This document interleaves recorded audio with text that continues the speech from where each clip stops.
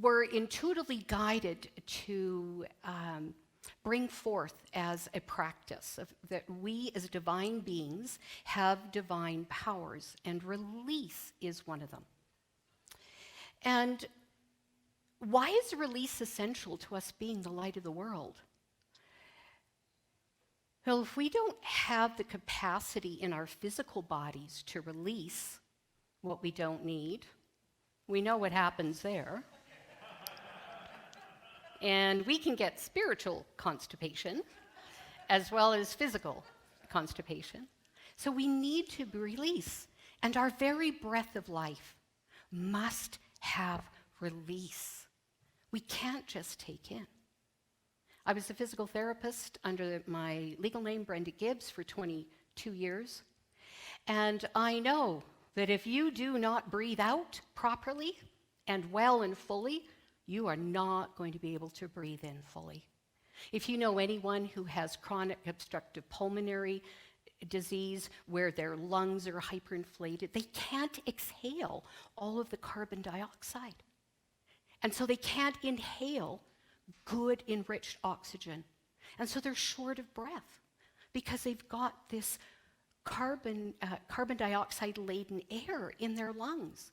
So our release is as important as taking in. And when Charles developed this power, he actually named it renunciation. And this power has been called a variety of names over the years. Renunciation, letting go, release, denial, elimination. So all of those words and others might come forth as I share with you this topic of release and why it's absolutely essential for us to be the light of the world. And so we talked about prayer, the power of prayer. Katie did a lovely affirmative prayer to get us centered. We have a prayer team here. We have prayer guides. The power of prayer is one of the foundations on which unity was founded. Prayer and meditation, healing services. Unity has a free little booklet, The Power of Prayer. You can get this online as a digital copy, and you can get your own paper copy. I usually do both. There's something about holding the paper, but I love having the digital copy readily available on my computer as well. So why is the power of prayer such a focus at Unity? And Katie did mention some of this. I'm going, oh my gosh, she's doing some of my talk, but they say repetition is good. So the power of prayer is, for us, our remembrance of our true divine nature. That's the core of it. And to help us understand affirmative prayer, and I'll talk about the use of denials in Unity for prayer, we use this book by Reverend Linda Martella Whitsett, who is, she's one of the head honchos at Silent Unity now, in our daily word booklet, etc. And she wrote a book, How to Pray Without Talking to God, and this is a prerequisite for people who want to be a part of our prayer team. We have a group of people who've taken this class, either with me or Reverend Pat Ball, so that we have a kind of a common container of prayer that when you put your names in the prayer box, or you submit your name through Unity, prayer at unityofcalgary.org, the names are held in this container of remembering the true divine nature of every single name and every single circumstance that people are praying for, whether it's a challenge or a blessing. And the remembrance that no matter what's happening in their life that is challenging, that their true divine nature is not diminished. And if the prayer's for us, we remember my circumstances that are challenging me and trying me. And perhaps you have circumstances now or recently or in the past that brought you literally to your knees. And through the power of prayer, as we allow what wants to be felt and known, we also hold the container that nothing can stain our soul, nothing can diminish the truth of who we are. And this supports the principles of unity, that there's one power in one presence. It is everywhere present. It's the loving source of all that is. There is no other enduring power.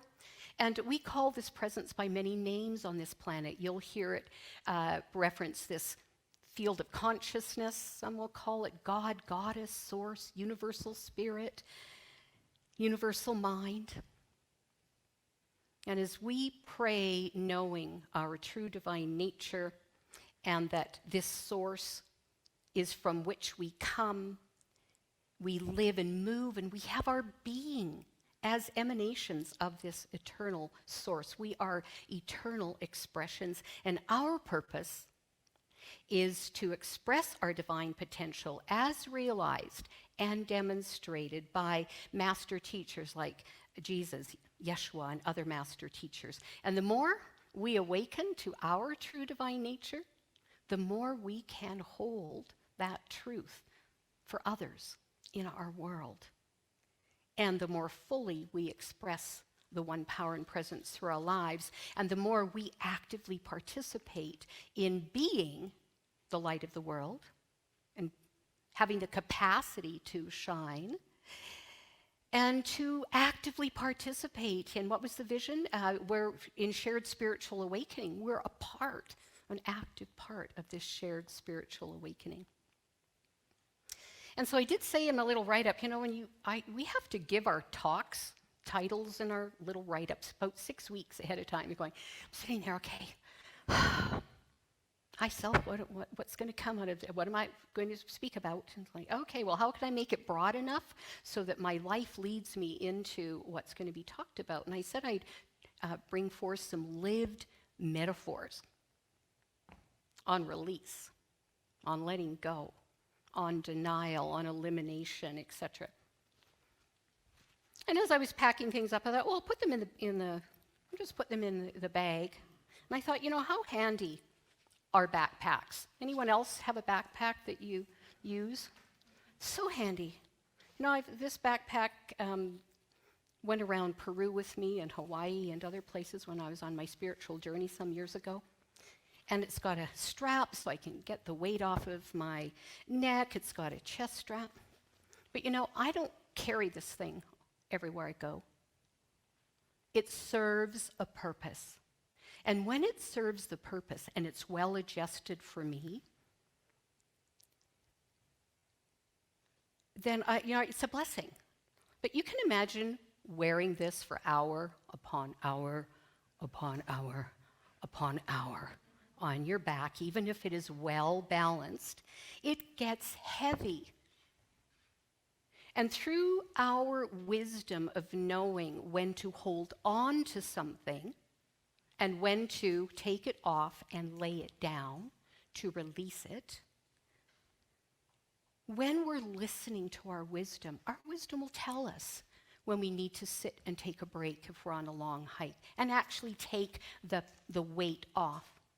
But I know people who've been training in the past years who went to Kilimanjaro and on other long hikes, and they would take their backpack, start with light weights, and every day go a certain distance and increase the weights so that they could actually get stronger and have more power and more endurance. They use the resistance on purpose.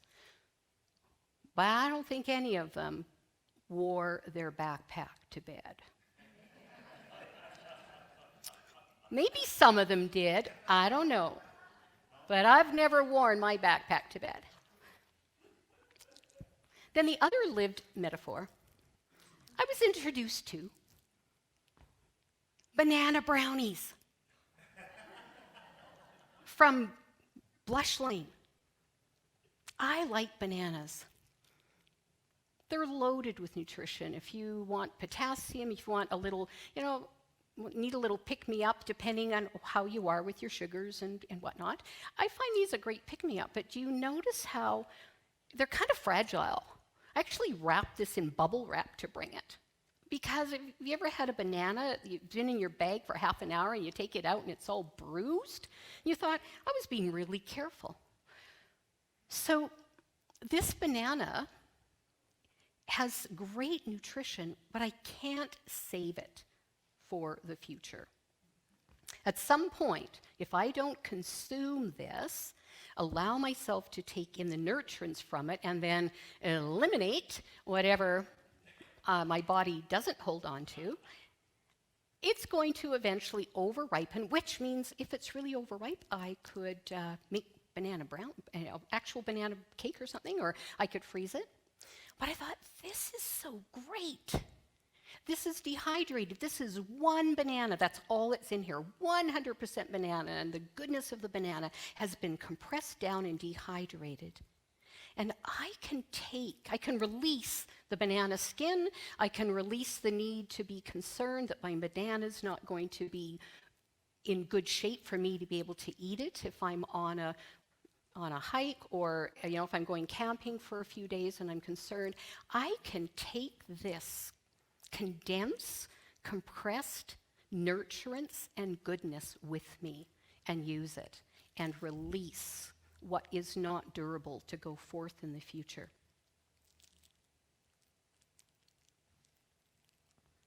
And what got me started in this actually was the story that they catch monkeys by having a container with an opening big enough that they can get their hand in, and it's got bananas in it. The monkey puts his hand in, grabs the banana, and then is trying to pull the banana out, and they catch the monkey. Now we, as conscious beings that we are, being able to be witnesses to what's happening and to auto-correct and be spontaneously creative, we might say, oh, well, I'll hold on to the end and I'll pull it out this way. And then I won't get trapped. I won't get trapped by holding on to my banana, whatever this banana is. This is some experience in your life that you feel you want to hold on to. It's important to you. There's value in it. But you don't want to be captivated by it or become captured by it. You don't want to become imprisoned by holding on. And so I thought, well, if we were able to hold on and relax the hand, then we would be able to pull that out. But I also believe by the power of the consciousness that we have as human beings, we could imagine taking that experience that can degrade and oxidize and not be helpful for the future. We have the capacity with our consciousness to condense the goodness of that experience and to be able to take our hand out of that and to be able to take the goodness of that experience with us wherever we go and use that experience to nurture ourselves now and in future moments of now. Let's see, what else have I got in here? Katie, keep me on track for time. Now, if we imagine the goodness, the wisdom of lived experience being captured in what it is we find of value to hold on to. I saw these little baubles. They're just little dollar store plastic baubles, little facets. And this reminds me of the wisdom of the life experiences we've had. We learn through the very experiences of our life. And I had a neighbor whose son was an adopted young man who had fetal alcohol syndrome. And this mother said, you know, the biggest challenge is he doesn't remember his learning. We have to go over it and over it and over it. And he makes the same mistakes over and over again. Well, have you ever found yourself reliving certain scenarios? And you go, why is this happening to me again? It can be exhausting. We can lose faith. We can be holding on to hope by a thread because why is this happening to me again? Well, what if we didn't gather and utilize and integrate the wisdom of our experiences? What if we say, I'll just pretend that didn't happen. I'll rise above it. You know, spiritual bypassing, you might hear that in Unity once in a while. Sometimes you want a spiritual bypass. But they say our subconscious is, 95% of how we're making decisions and is our driver, and 5% consciousness. What if we need to make conscious the aspects of experiences that we've had so we can make more and more empowered and wise choices and decisions on the fly? You notice that, how important it is to be flexible. And if we have not integrated the very experiences of our life, if we've not allowed ourselves to be learnable and teachable and adaptable, then why is this happening to me again might be coming out of your mouth. I believe we're multifaceted personalities, that we're not just one aspect of personality. If you know me from other areas of my life, I've got other aspects that aren't appropriate to be presenting right here. And, you know, if I'm on the floor cooing with a little baby and making gaga noises, that's an aspect of personality. It's all part of me, but we're expressing different aspects of expression. And so I love that little bauble, just that reminder. I'm a multifaceted being. I also believe we're multidimensional. And so as we access our multidimensionality, we have greater and greater ability to know what to hold on to, what to release, what to integrate, what are the wisdom gifts, what am I to lay down. So I have a saying that I'm going to lay something down on the altar of love. You know, if I've got a burden, if I'm carrying something, I've got this little water bottle here I'm just going to take out. You've probably heard the scenario at, you know, some kind of a class or developmental seminar. If we take this water bottle, which isn't very heavy, but I hold it out here, how long do you think it's going to take before my arm gets really tired? Like 2 minutes? It doesn't take very long. Have you ever tried that? So I might have something that's of value. I want to have this water when I need it, but I don't want to carry it out here. I'll carry it how it serves me, but perhaps there will come a time where I go, you know what, I just need to lay that down for a minute. It's really heavy, like taking off the backpack. I just need to take it off for a while. And I have in my imagination a sacred heart chamber here in my heart. It's my sacred heart wisdom. My different aspects of personality, my different archetypes, my different ways of being. And at the center of that sacred heart chamber is an altar. And when I feel a weariness, a sense of, I just can't carry this anymore, I don't want to carry this anymore, but it's important to me, it might be really important to you, and you just need to lay it down for a while. And so when I lay it on the altar of love, and I have a trust and a knowing that the love and the wisdom of my true divine nature, of the source of all being, can create miracles as I just lay it down in the altar of love. And I can pick it up when it's time to pick it up. And I notice quite often when I pick it up, something's changed. I still want to carry it. I'm feeling called to be present to it. It's important to me. And when I pick it up, there can be a lightness there or an aha there, an understanding that wasn't there when I laid it down, when it felt too heavy to carry, when I felt overburdened, overwhelmed, etc., etc. Use whatever word appeals to you. And so, using prayer as a method for being able to release, for even a little while, something that we find important, or to find the courage, the strength, the wisdom to release something that needs to not be a part of our lives. We use the power of prayer here to remind ourselves, as I said before, anything in the circumstances of our life cannot stain our soul. It cannot diminish our true divine nature. And as we remember our true divine nature, that can undergird the challenges that we're having in the moment to give more ease and more flow to what is occurring and to help us develop our wisdom as we are teachable and learnable and adaptable. And so we have a prayer, it used to be called prayer chaplain.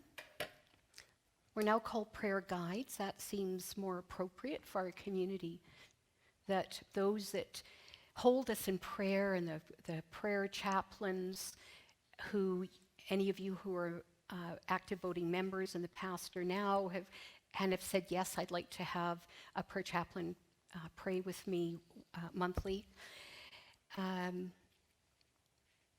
No, I totally went like blank. I have no idea what the sentence was going before that. Listen to that. Did you ever have that happen? You try total blank. Where was I going with that? Okay, let me see if I can get back on track. Yes. So our prayer chaplains, I just forgot. I'm going to take you into meditation before we do the prayer chaplain part. And once we're into quiet Anthony, after Anthony's going to lead us in the song, but I will be doing my drum heartbeat during my meditation, Anthony, so I won't need any of your music during meditation. And so let's sing together. Needing any of your music. Just during the meditation. We're only releasing you for that little bit.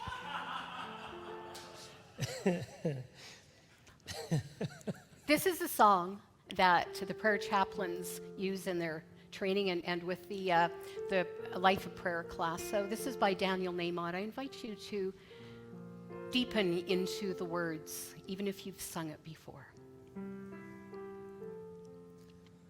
When I pray, I feel my heart go deeper, my heart go deeper into my God.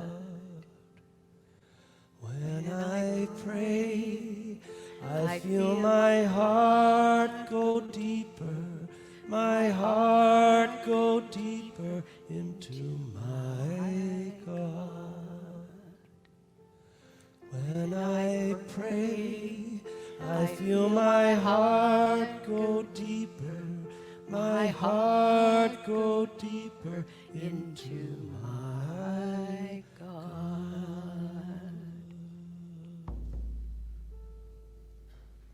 As I pray, as I remember my true divine nature, I go deeper into the knowing of my true origins, my true essence, my true powers as a being of light, an emanation of life itself.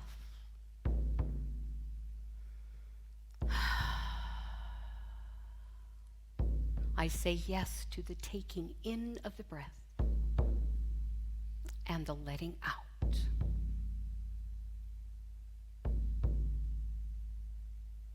I say yes to the chambers of my heart that fill with blood and then empty, allowing my blood to move around my body, bringing the nurturance of oxygen and removing the carbon dioxide that I release to the trees.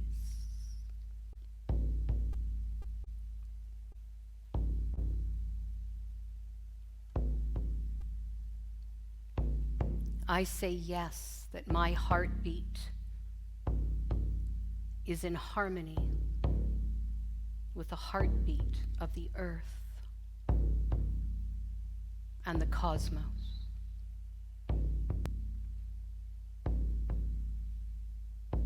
I say yes to the taking in and the letting out. I say yes to receiving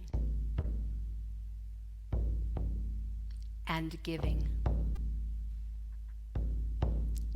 I honor the sacred reciprocity of life and my growing wisdom to know what to keep, what to pass on,